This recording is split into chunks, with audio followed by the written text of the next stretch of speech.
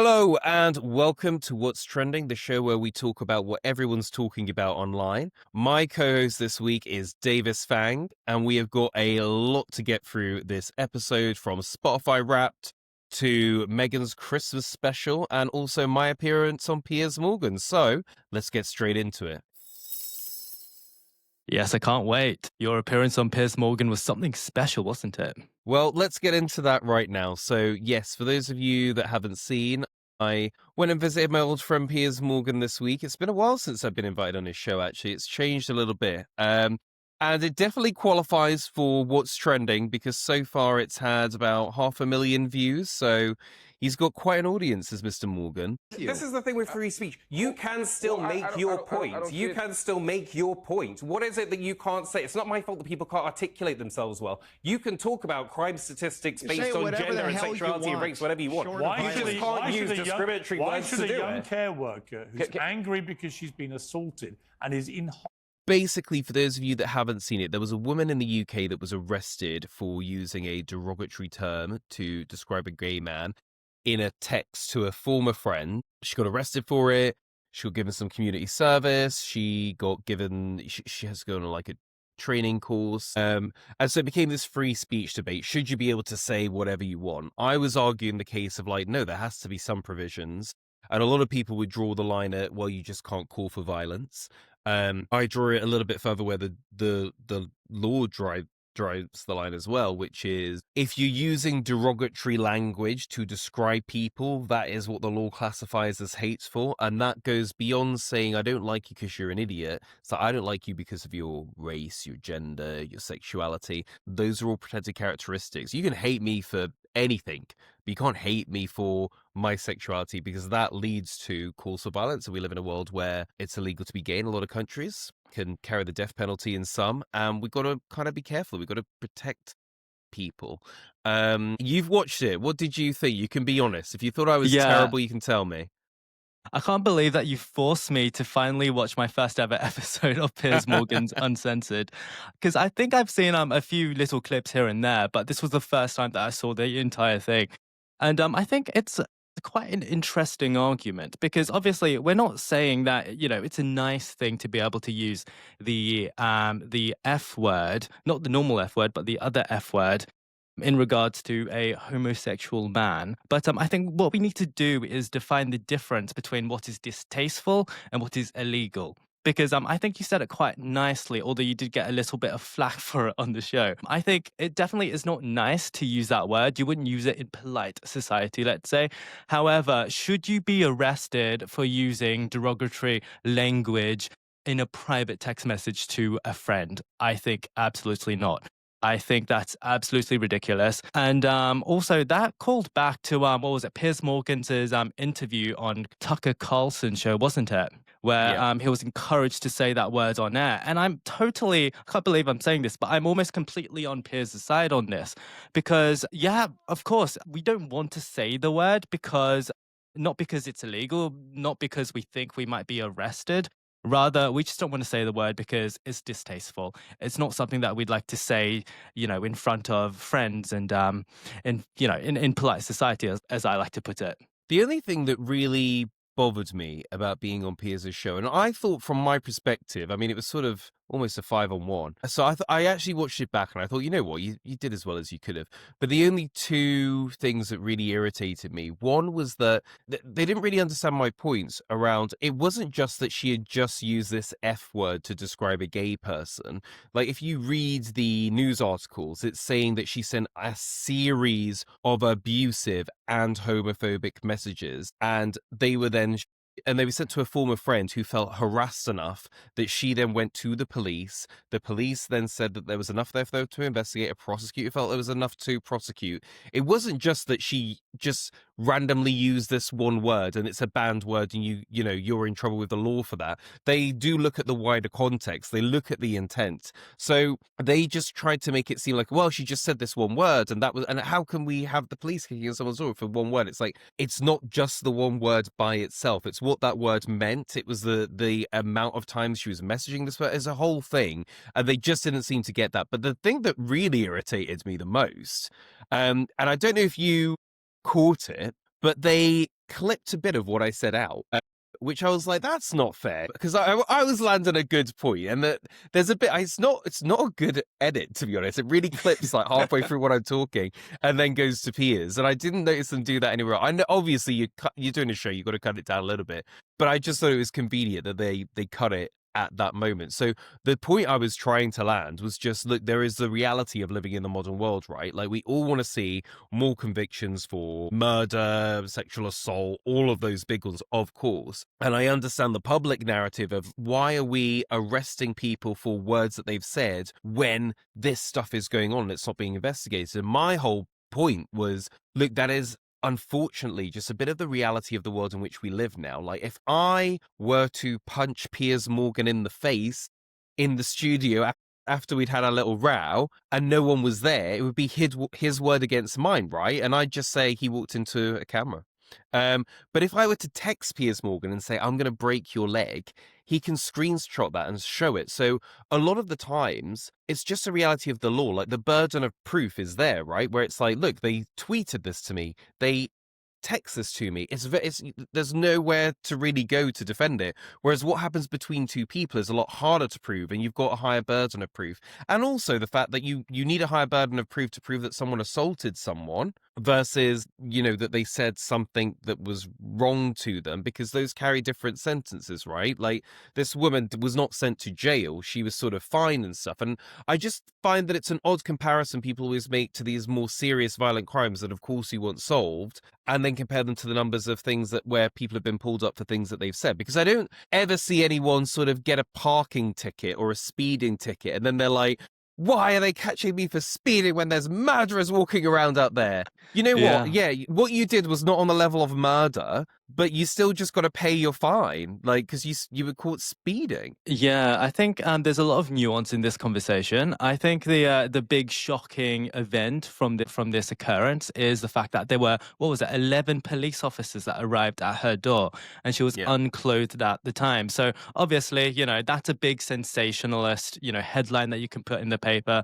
But I think there's a lot of parallels here between this and the Lucy Connolly story from a while back, where she tweeted, some language that incited violence, and then she removed it almost straight away. But she was still arrested and spent some time in prison, I believe.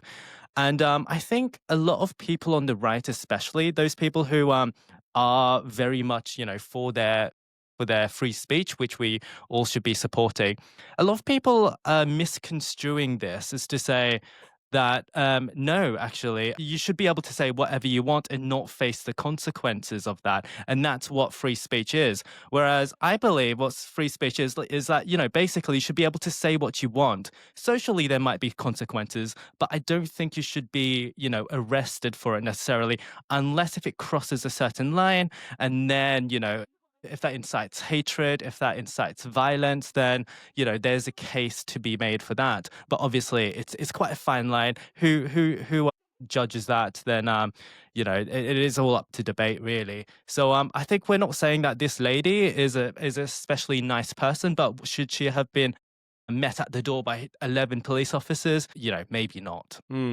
It's interesting, isn't it? Because I made the point in the show about saying, like, look, you need to articulate yourself better. Like, you should, for me, free speech is, you should still be able to make your point, whatever you want to say, however controversial or uncomfortable, but you've got to do it properly. You've got to use the right words and phrase things properly. You can't just go in and start screaming derogatory terms at people, because and that doesn't work, right? That doesn't have cut through either. But I think free speech is a really, it'd be interesting if the human race survives the next 300 years. When they look back on this time, I think that they will forgive us for having some wobbles, because they'll be like, oh my God, like, they suddenly had all this technology and anyone could pick up a phone and speak to anyone else in the world and broadcast to the entire world. Like, we'd never seen that. And so, these conversations would have just happened in kitchen tables, in the 90s, and no one would have ever recorded them or anything. And now suddenly everything we say, there's almost a digital copy of it. And that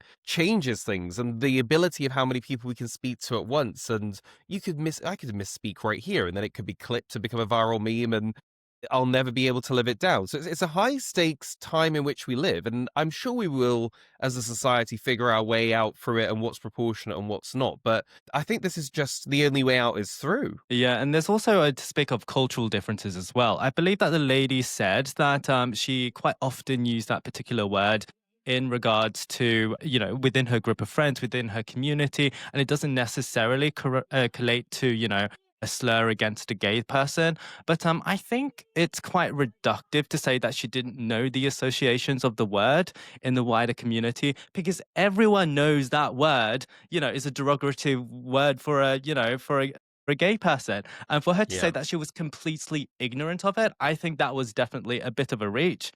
And I think the Mm. argument as well sort of highlighted the cultural differences between, the right in America and the right in the UK. Because in America, it seems to be that, like if it's legal, I should be able to say it and I will say it. Whereas in the UK, it's like, yeah, technically, you probably won't be arrested, although she kind of was in this case. But because it's in bad taste, I understand that I probably could say it if I really wanted to, but I won't say it because, it's not a nice thing to say. And I think that's definitely the point between Piers and Tucker's particular interview, like how different their stances were. I think it was very interesting to hear from some of the Americans that basically tried to pretend like they have no restrictions on speech at all. It's like every country has restrictions on speech. You cannot blackmail people, for instance.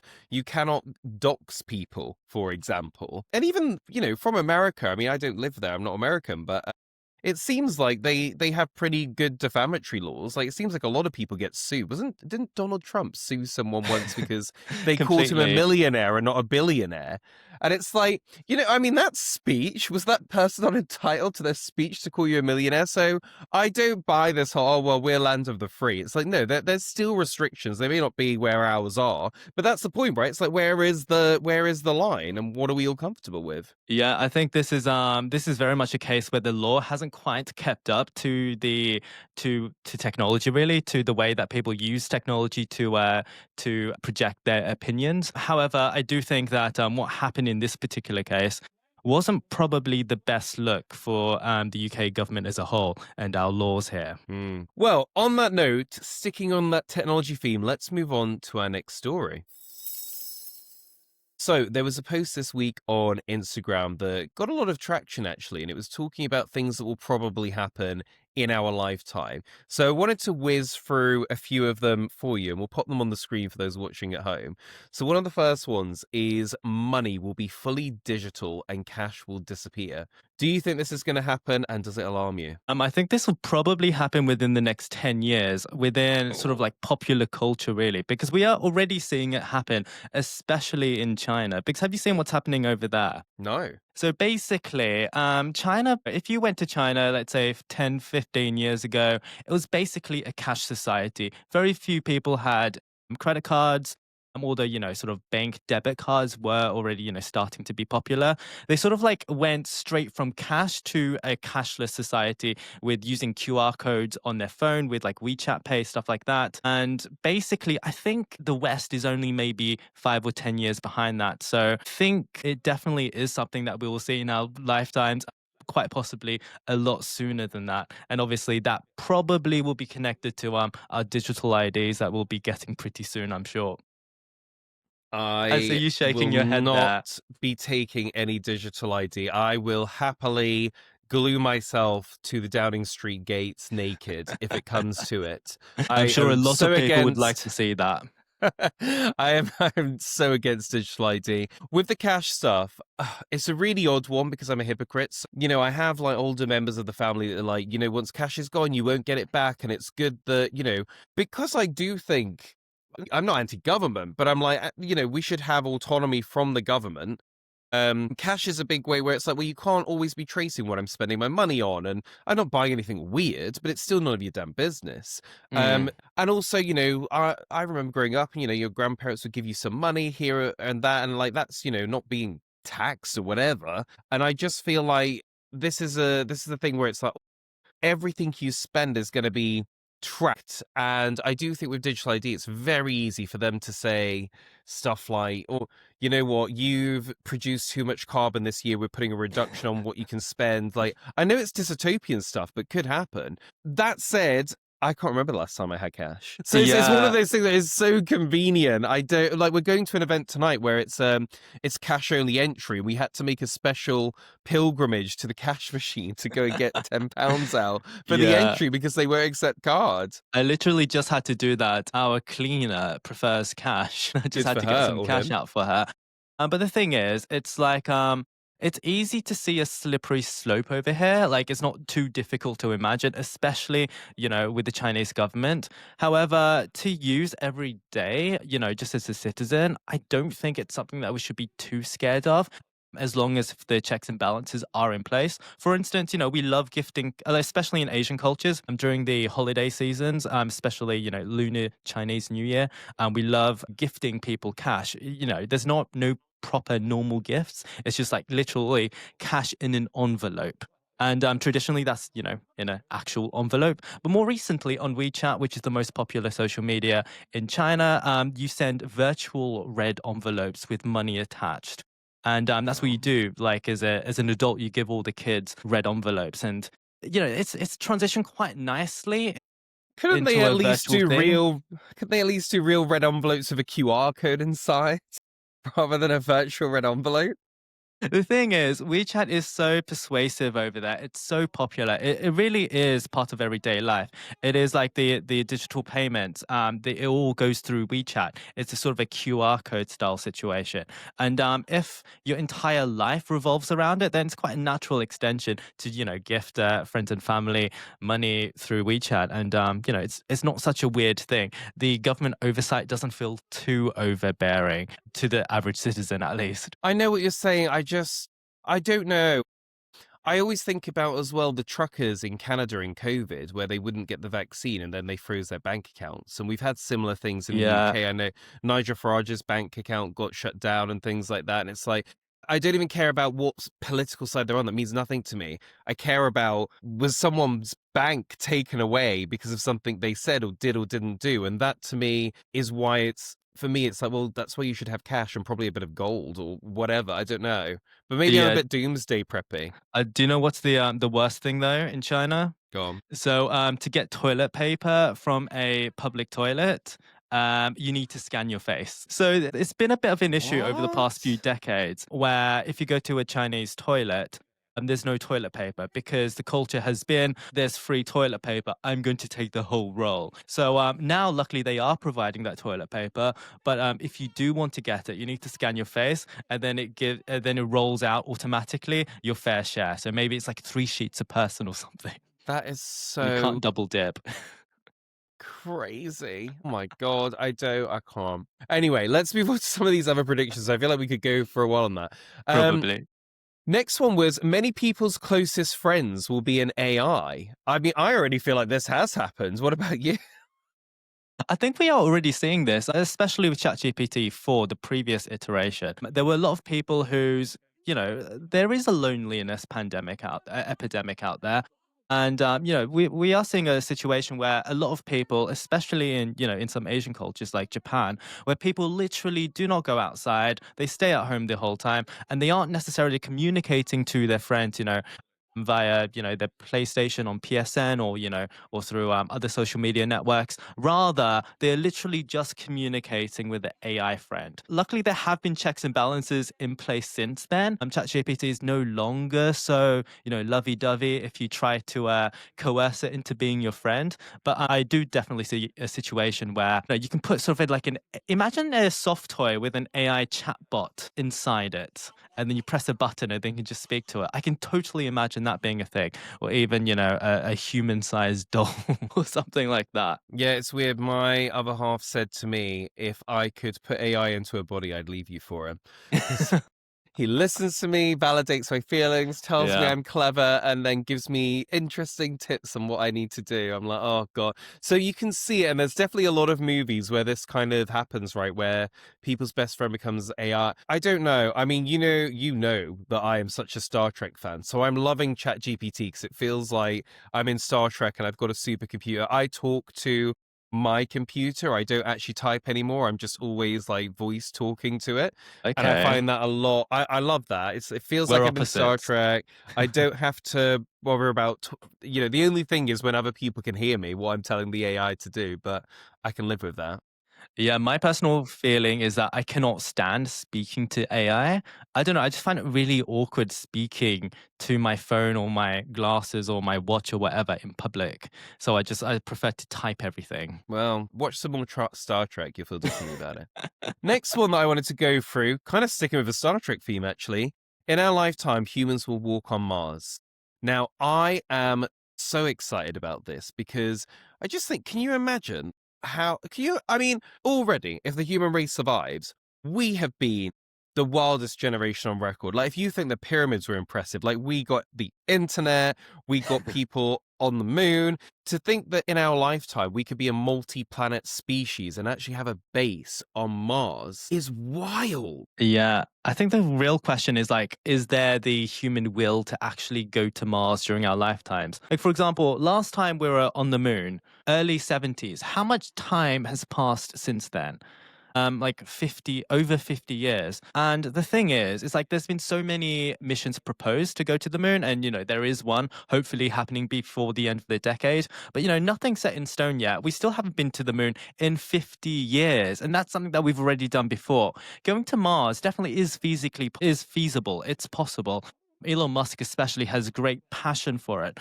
But will the government or will a certain company have the will, the power, the money to actually take us there? I don't know. I think like it's totally believable that we have the technology to go there, but like will it happen? Who knows? I know what you're saying. I really think it's up there with making sure we save Earth. Is like the second most important. Is like, well, if we want to survive as a species, we've got to get off this planet. And maybe that's why things don't feel as great today, because human beings are meant to be explorers. And actually, we've explored the Earth now, and it's all become gentrified. It all looks the same. Mhm. Now it's time to go do that to another planet. I do think as well, what I'm really interested in or excited for is Velcro.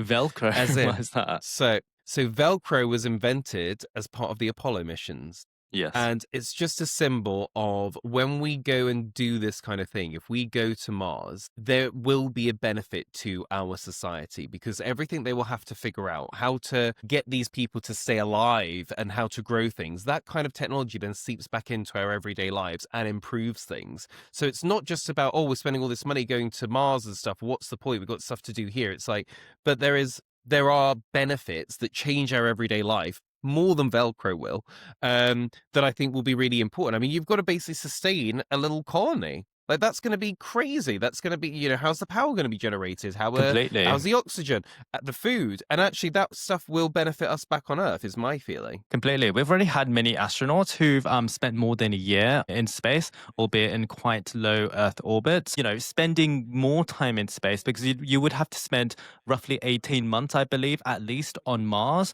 for the sort of the orbit to cross over and make sense. So we definitely we do have the technology, humans, to be in outer space for that long. But personally, I'm a real space exploration. I'm very passionate about it. My question is, why the hell have we not been back to Neptune or Uranus? The last time we were there was sort of like the mid to late 80s, 87, 89. And around Neptune, there's a moon called Triton, which is one of those moons out there that could harbor life. But it's been so much time, and there's barely a plan to go back to either of those planets. I think space exploration is something we really should be investing more money in. And I hope that one of the American governments over the next few decades really puts their foot down, I think. Well, Elon looks like he's just going to do it single-handedly. And I think the thing is, if you get a base on the moon, it becomes easier to kind of send those probes to those other moons and things like that, because it's not as expensive as doing it from the Earth. So maybe we're finally there, because I agree with you. It's wild. We went to the moon like in the 60s, and like it's Yeah. 2025, and we And haven't this been is Yeah, back. this is one of my sticking points with Candace Owens. She is not a moon landing believer. She thinks it was all faked.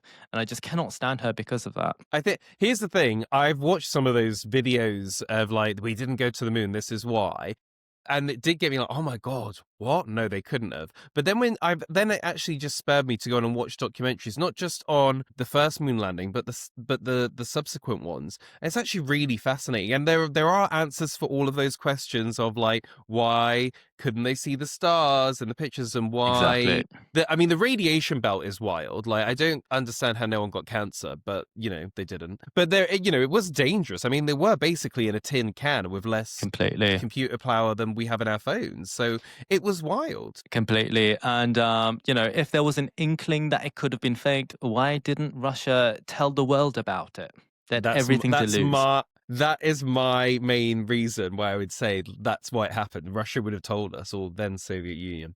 Anyway, final one on this. The average person will live to 100. Well, the average person will live past 100. Are you excited to live past 100? I don't think that's going to be real. I think if we okay. look at the data, like if you look at people who grow to old age over the past few centuries even, humans have sort of a ceiling, and it's around 100 to 120. That's the absolute oldest you can become. We can see more people probably reach the 100 year mark, but to exceed it, I think that's going to be increasingly difficult. There's sort of like a soft limit for human age. And I don't think that we're going to go beyond it much. I don't know. I'm one of those where I feel like it could go either way. As in, I do hear all about this. People are injecting stem cells back into themselves, and it's, making them more youthful or whatever. There's a lot of different things people can do. Living conditions are better, so maybe our bodies aren't under as much physical pressure as they maybe once were.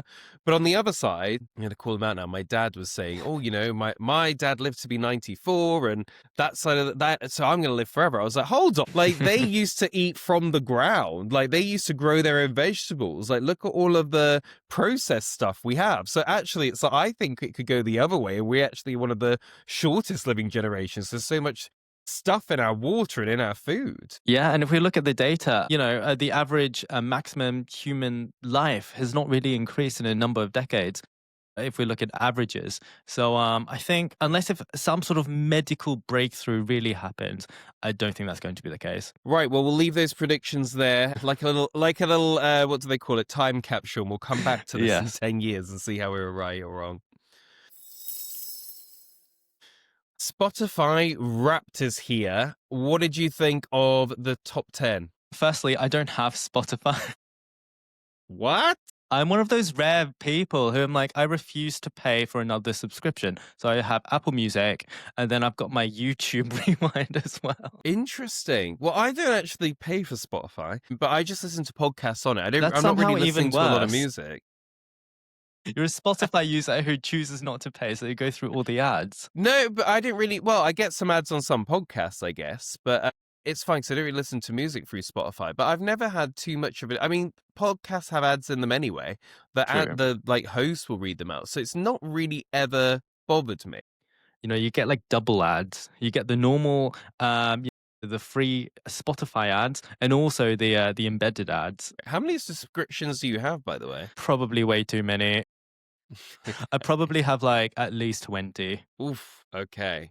And you use them all? Definitely not, because I still subscribe to like Australian, and because I'm originally from Australia, I've kept all those subscriptions going, and I've got all the UK ones as well. Okay, that's wild. Anyhow, right, so top podcasts. Obviously, as a podcast, are very interesting to me. So Joe Rogan in the top spot. Not surprising no at real all. surprise there. He's always been in the top spot. But he is, to be fair, he was a pioneer of podcasting, right? He was doing this long before anyone else even knew what a podcast was. I think what's really impressive is how long he stayed at the top for. Because if we look at other social media sort of platforms, like the top TikToker Charli D'Amelio, she only stayed there for a few years. The top YouTubers, they only stayed there for a few years. Whereas Joe Rogan has really managed to sustain his level of success over, what, is it like a decade now or something? Yeah, it's got to be, because I think he was big in sort of 2016, around that, because I feel like there were because that was when Trump got elected, right, the first time, and I swear that there was discussions then, so that must be around the 10-year mark. But yeah, I thought that was really interesting, and also, you know, he does what, 3 or 4 a week, and they're like 3 hours long. That's a long time to sit talking to people, to be that authentic, and to find people interesting for 3 hours, right? Like, that's quite interesting. Yeah, and he's got a tiny team, doesn't he? Yeah, I think, well, that's the thing. They're not, you know, they're not owned by anyone, so they can sort of do what they want. And interesting, you know, he doesn't ever really leave the studio, and everyone always comes to him. He never does a virtual interview like this. So he's definitely got his style. We had a Brit in the second place with Stephen Bartlett's Diary of a CEO. I do love Stephen Bartlett. I've got to hold my hands up here. I just can't get into that podcast. Like, I've listened to the odd episode here and there, and for some reason, there are a couple of people that said I look like him, and I don't know how to take that. I see the resemblance. He's a good-looking man. Okay. I just don't know what it is. I just can't really ever get into that. I will only really watch it if someone really big is on it. Yeah, I have to admit, I'm not a regular listener either, but I do love watching the clips. And I do, on average, I watch maybe, 5 episodes of him a year entirely. But, those podcasts are many hours long. So, like, who's got that much time in their day?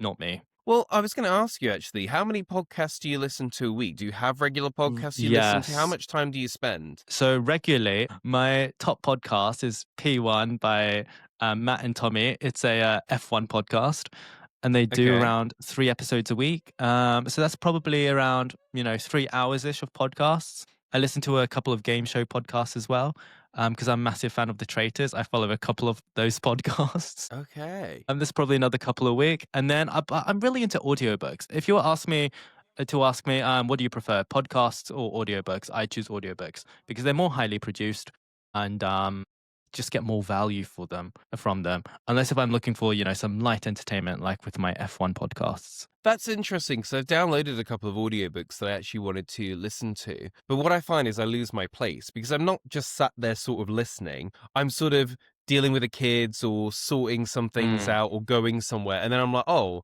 now I've missed a chapter. Whereas with a conversation, you can easily sort of like, oh, I was doing something for 3 minutes and I wasn't really listening, but pick it back up or just knock it back a little bit. So I want to be an audiobook listener, but I just can't. I just don't have the time for it. Yeah, entirely. What do you think? People are saying it's harder to become a podcaster now because people have already got their sort of set shows. They've got the ones that they listen to every week and probably the times of the day or week when they actually listen to them. So you've got to sort of be better than what they're already listening to knock them off your sort of personal schedule. What do you think about that? I think if you're probably entering a podcasting sector that already has a million other people doing it, then yes, you are going to struggle. But if there's a new topic that comes out that very few people are doing or not to the level of quality that people expect, then it's very much possible to enter that sector. I think, for example, quite embarrassing to admit, but I listen to a lot of the podcasts that cover the show The Traitors. And I didn't listen to them a couple of years ago, but there's a TV show that I became obsessed with. There was no one really covering that particular topic, and then a few people came along, and then I started listening to them. So it's really about grabbing onto those sort of subjects or topics that that aren't so well covered yet. Yeah, no, I get that. Right, so the next thing that's been trending, and I've got to say I have actually personally seen this, is these fake AI behind the scenes clips. So there's been a lot of them at the moment on the Titanic.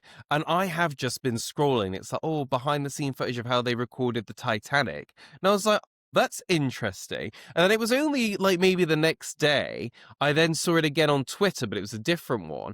And then someone commented, this is AI. Why is there a person there holding a smartphone? It was like, oh my God, yeah, of course. They don't have smartphones when they recorded the Titanic.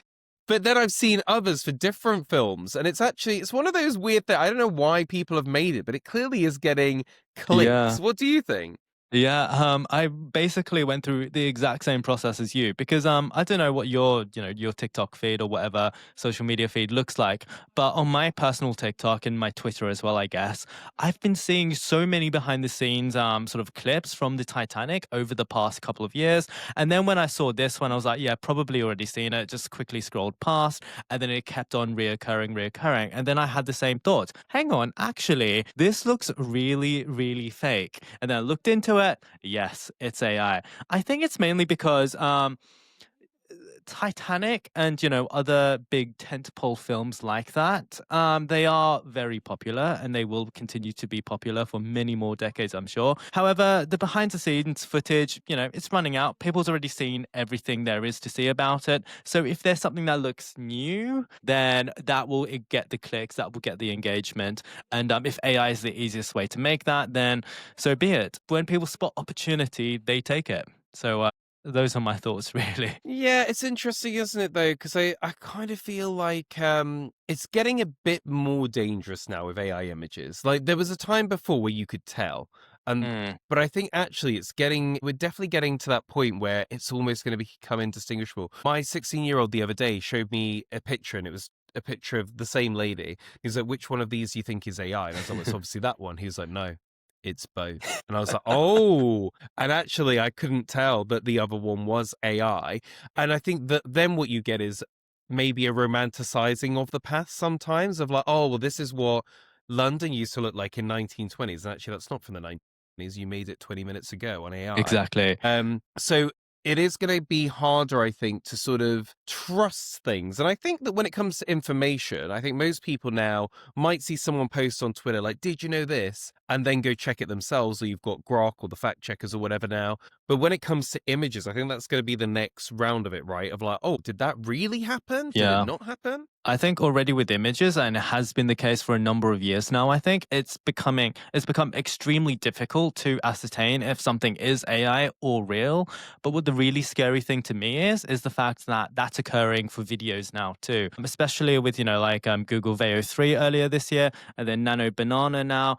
It's just like you can see a video and then it looks so convincing, especially if it's got a grainy filter or something on it. Like, especially if it looks like found footage. It's so convincing that I've been fooled so many times. So if I can be fooled, and I used to think that I was quite good at looking out for the AI, like the AI mistakes, let's say, to discern if it's AI or not. I used to be quite good at that, but now I'm getting really confused. So I just think that I think social media companies really sort of need tools to be able to say, if this is AI or not. Maybe like a blue tick to say that this is real. And it can't just be something that the user clicks on like it is now. There has to be algorithms that somehow detect that it is AI, and then it has to be automatically flagged. That's what I think. That's the only way that we can solve this situation. Yes, strap in. It's going to be an interesting couple of years.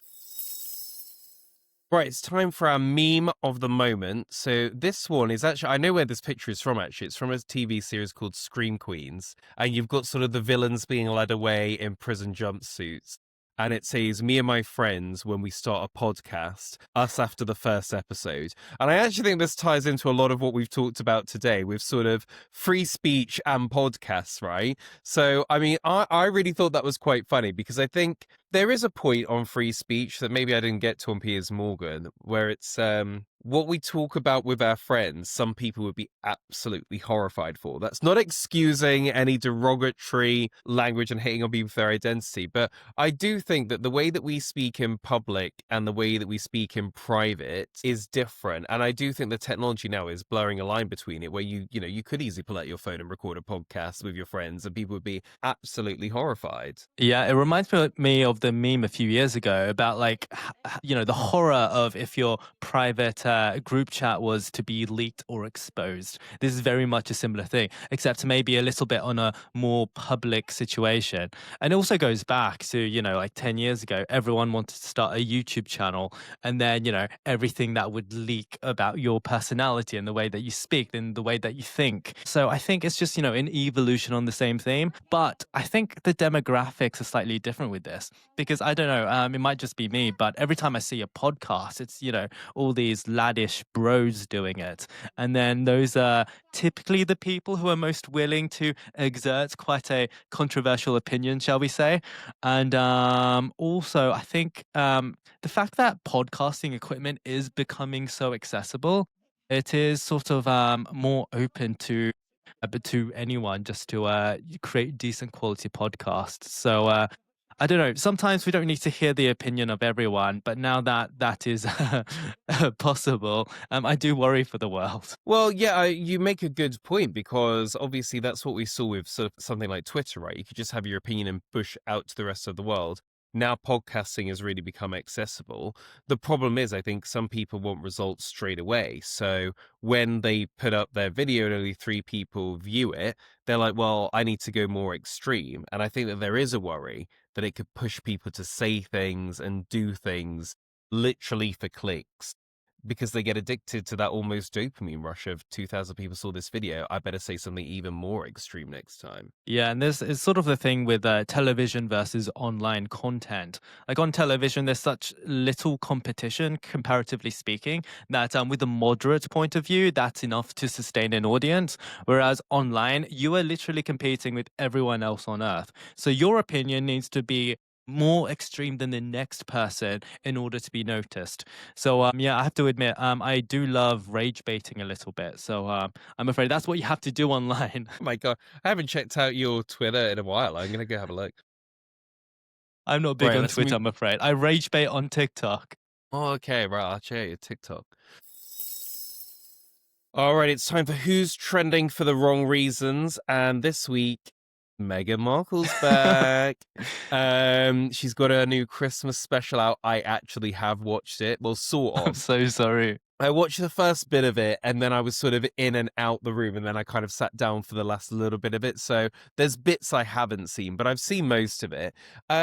Look, here's my thing. I don't know why people hate Meghan so much. I also don't know why Completely. they love her so much. I just couldn't care less. She's just someone that happens to exist to me. But so my conspiracy theory on this is I think the American audience really are interested in Meghan and Prince Harry. And so the UK news sites see that whenever they cover Meghan, they get an influx of clicks. So they've just turned that into, well, how can we keep talking about her? It's easier to hate her. So just keep pushing out that. And there's some of the stories I've seen trending this week on Meghan where it's like, it's panned, there's someone got the Nightmare Before Christmas. God, like, I watched it. It wasn't really for me. So I've been watching a lot of Christmas films at the moment, and nothing's really put me in the mood yet. And I was like, actually, maybe watching someone sort of get their decorations ready for Christmas might be quite nice. And, she's making her own crackers and she's doing all this stuff. It didn't do it for me, but I wouldn't describe it as the Nightmare Before Christmas. Yeah, I completely agree with you there. I just do not understand why so many people in the UK just absolutely despise Meghan. I get it. She might not have deserved, the privileged position that she's been in. I do understand she is a bit cringe sometimes. And I know so many people whose careers have accelerated, have been boosted so much by just being famous Meghan haters. And yeah, like when I look at the content, when I look at the products that she creates, it's just like the same as any other typical American influencer, really. Like so many influencers have created, honey brands, have created soaps, have created, stuff like that. Not too egregious, a little bit dated, a little bit cringe. That's fine. That's not enough to cancel anyone over. And her show as well. It's like, it's very unremarkable, and that's fine in that genre. Like, it's Nigella Lawson, let's say. Look at one of her cooking shows. She's funny occasionally. The cinematography is nice, but like, it's not groundbreaking. And she doesn't get the same hate as Meghan, and I would put their shows on a very similar level. It's just like light entertainment that you put in the background. Maybe it puts you in a little bit of a Christmassy mood. Maybe it doesn't, but it's fine. It doesn't offend. But for some reason, it seems to offend every person in the UK. I know it's honestly odd, and it's odd to see the mileage the media get out of just one thing of her doing. Like, I'm not kidding for you. If Meghan walked down the street tomorrow, like just walked down the street, the pictures would be like Meghan Markle caught walking down the street. It's like she's literally going to the supermarket. But then what you see is it grows. So the next day it'll be like, we've had a body language expert look at those pictures of Meghan walking down the street. And it's trouble in paradise. And then literally they'll do the third day and it'll be like, the coat Meghan wore on that walk and its secret insult to Kate. It's like, come on, this is so ridiculous. I can't believe you're serious news people. Yeah, I wonder if like this is how female celebrities felt 20 years ago when they were on every single tabloid, you know, like Britney Spears and her breakdown. Is this what happened, you know, to her back in the day that's happening to Meghan now? And because, you know, somehow the UK press believe that Meghan, because she is, you know, a royal almost of some sort, you know, she's free reign. You can say whatever you want about her. She's not a normal celebrity. She asked for this. I don't know. But like, yeah, I completely don't understand why so many people in the UK are obsessed about Meghan.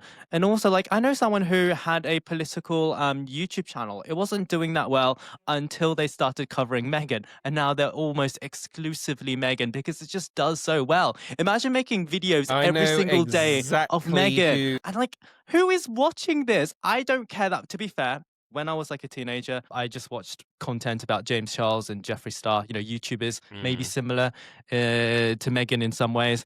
And, you know, I watched that content every day. So I don't know. It's we funny all though, have our own celebrities that we hate. I know exactly who you were talking about with who's pivoted to Meghan content. And it's done really well for them. It's done really well, yeah. Is this audience where it's like, and that's the thing. And, you know, if people do want to, you know, do a podcast and stuff, should they just make it all about Meghan because it gets all the clicks? But I just genuinely don't understand who the people clicking are. Who is tuning in day after day after day to hear something like, how much could this woman possibly be doing? Yeah. There would be enough to talk about every day. I even feel like just covering the royals in general, surely there's not that much news that there's new stuff to talk about every week, yet alone every day. So if we're to reduce that to one person or maybe one couple, it's just unfathomable to me. I just do not understand. But, you know, if it makes you money, fantastic. But I do feel sorry for Meghan.